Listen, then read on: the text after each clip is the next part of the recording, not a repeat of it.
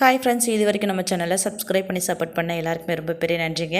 இன்றைக்கி கோவக்காய் வறுவல் தான் செய்ய போகிறேன். கோவக்காயே பிடிக்காதுன்னு சொல்கிற குழந்தைங்களுக்கு இந்த மாதிரிலாம் செஞ்சு கொடுத்து பாருங்கள், கொஞ்சம் கூட மிச்சம் இல்லாமல் சாப்பிடுவாங்க. இந்த கோவக்காய் வறுவலை தயிர் சாதம், ரசம் சாதம், சாம்பார் சாதம்னு எதோட வேணாலும் சேர்த்து சாப்பிட்டுக்கலாம். டேஸ்ட் அல்டிமேட்டாக இருக்கும். ட்ரை பண்ணி பாருங்கள், அப்புறம் நீங்களே சொல்லுவீங்க. வாங்க எப்படி செய்யலான்ட்டு பார்க்கலாம்.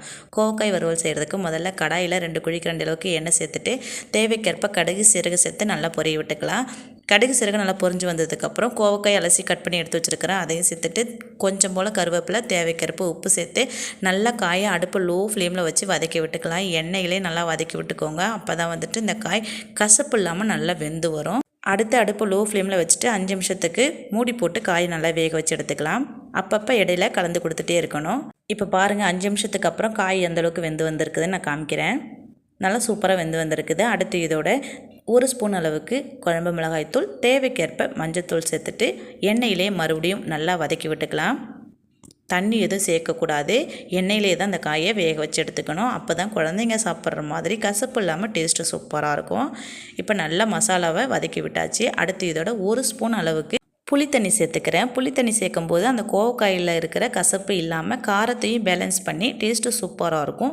தயிர் சாதத்தோடு சாப்பிட்றதுக்கு அருமையாக இருக்கும். ட்ரை பண்ணி பாருங்கள்.